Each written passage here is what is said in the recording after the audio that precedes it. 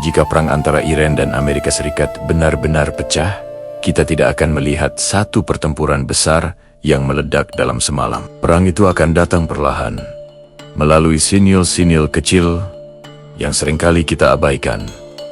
Pernyataan diplomatik yang semakin tajam, latihan militer yang diperluas, kapal induk yang berpindah posisi, serta bocoran, laporan intelijen yang sengaja disebar ke media. Dalam gaya konflik modern, perang bisa saja dimulai, bahkan sebelum satu peluru pun ditembakkan. Ketegangan antara Iran dan Amerika sebenarnya bukan cerita baru. Akarnya tertanam jauh sejak revolusi Iran tahun 1979, ketika Teheran memutuskan untuk keluar dari orbit pengaruh Barat dan menjadikan Amerika Serikat sebagai simbol musuh ideologis. Sejak saat itu, hubungan kedua negara ini bergerak dalam siklus krisis yang terus berulang.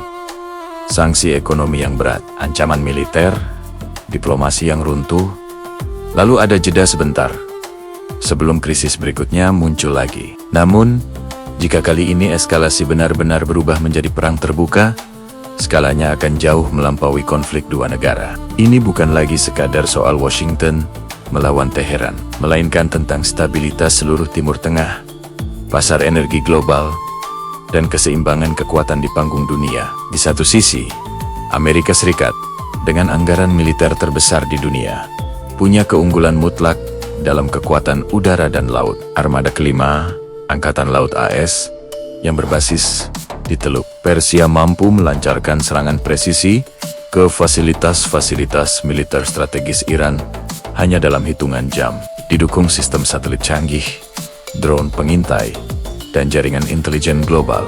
Washington punya kemampuan untuk memukul target dengan cepat dan akurat. Iran sangat sadar akan ketimpangan ini. Karena itulah doktrin militer mereka tidak dibangun untuk menghadapi perang konvensional secara terbuka. Strategi mereka adalah perang asimetris. Teheran mengandalkan ribuan rudal balistik jarak menengah, armada drone serang yang terus berkembang, kemampuan serangan siber, serta jaringan kelompok sekutu yang tersebar di berbagai negara di Timur Tengah. Jika perang pecah, medan tempurnya tidak hanya terbatas di Iran. Ia akan meluas ke Irak, Suriah, Lebanon, Yaman, bahkan sampai ke jalur laut internasional yang krusial. Selat Hormuz akan menjadi kata kunci pertama, dan paling penting, jalur laut yang sempit ini dilewati oleh hampir 1/5 dari total pasokan minyak dunia setiap harinya. Iran tidak perlu sampai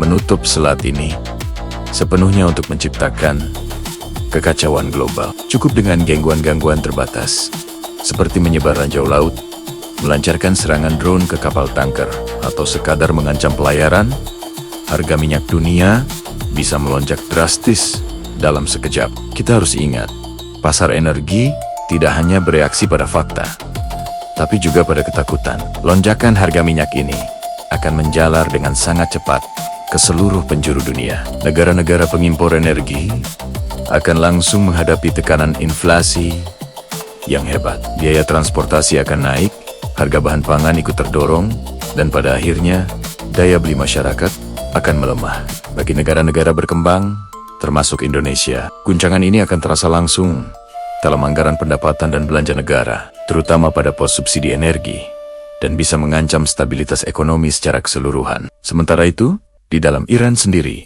perang akan membawa konsekuensi sosial yang sangat berat. Infrastruktur sipil yang vital, seperti pembangkit listrik, pelabuhan, dan kilang minyak, berpotensi besar menjadi target serangan. Sanksi ekonomi yang selama ini sudah begitu menekan rakyat Iran akan berubah menjadi krisis kemanusiaan yang jauh lebih dalam. Angka pengangguran akan meroket, nilai mata uang jatuh bebas, dan jutaan warga sipil akan terperangkap dalam ketidakpastian yang mengerikan. Amerika Serikat pun tidak akan bebas dari dampak buruk perang ini. Meskipun pertempuran tidak terjadi di tanah mereka, perang akan menuntut biaya politik dan ekonomi yang luar biasa besar.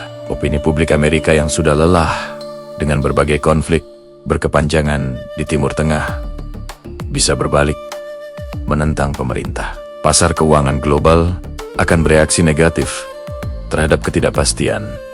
Dan setiap nyawa prajurit yang hilang, sekecil apapun jumlahnya, akan menjadi isu domestik yang sangat sensitif dan bisa mengguncang stabilitas politik di dalam negeri. Yang membuat konflik ini menjadi sangat berbahaya adalah potensi eskalasi regional yang tak terkendali. Iran punya pengaruh yang sangat kuat melalui jaringan kelompok bersenjata di Lebanon, Irak, Suriah, dan Yaman.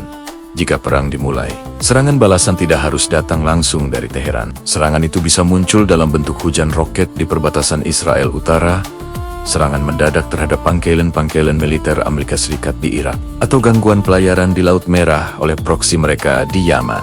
Negara-negara Teluk seperti Arab Saudi dan Uni Emirat Arab berada dalam posisi yang sangat sulit. Banyak dari mereka adalah sekutu Amerika, tetapi letak geografis mereka membuat mereka menjadi target yang sangat potensial jika konflik meluas. Sebagian mungkin akan memilih untuk menjaga jarak, menolak terlibat secara langsung, sambil mati-matian memperkuat pertahanan dalam negeri mereka. Ketegangan regional akan meningkat tajam, dan satu kesalahan perhitungan kecil saja bisa memicu api konflik yang jauh lebih luas dan menghancurkan. Di tingkat global, perang Iran-Amerika akan menjadi ujian berat bagi tatanan internasional yang ada saat ini. Rusia dan China mungkin tidak akan terlibat secara militer, tetapi mereka pasti akan memanfaatkan situasi ini untuk memperkuat pengaruh diplomatik dan ekonomi mereka. Dunia bisa kembali terbelah dalam blok-blok kepentingan yang saling bersaing. Sementara lembaga-lembaga internasional seperti PBB akan kesulitan untuk meredam konflik yang sudah terlanjur berkobar. Meskipun skenarionya begitu mengerikan, banyak analis percaya bahwa perang terbuka masih menjadi opsi terakhir bagi kedua belah pihak. Biayanya terlalu mahal, risikonya terlalu besar, dan hasil akhirnya sama sekali tidak bisa diprediksi. Baik Washington maupun Teheran sama-sama paham bahwa kemenangan militer tidak secara otomatis berarti kemenangan politik atau stabilitas jangka panjang. Namun, sejarah telah berkali-kali menunjukkan kepada kita bahwa perang seringkali tidak dimulai karena sebuah rencana yang matang, melainkan karena serangkaian kesalahan kecil yang tak terkendali. Salah tafsir sebuah pesan diplomatik, sebuah insiden kecil di laut, atau sebuah serangan yang dianggap melewati batas bisa memicu spiral eskalasi yang tidak bisa dihentikan. Jika itu terjadi, dunia hanya bisa menyaksikan bagaimana satu konflik regional dengan cepat berubah menjadi krisis global yang berdampak pada kita semua. Perang Iran dan Amerika bukan lagi hanya soal siapa yang menang atau siapa yang kalah, tetapi tentang harga yang harus dibayar oleh seluruh umat manusia dalam bentuk nyawa yang hilang, kemiskinan yang meluas, dan ketidakpastian masa depan. Dan seperti banyak perang lainnya, dampaknya akan bertahan jauh lebih lama daripada dentuman senjata yang memulainya. Terima kasih sudah menonton. Jangan lupa untuk subscribe agar tidak ketinggalan konten-konten menarik lainnya. Sampai jumpa di video berikutnya.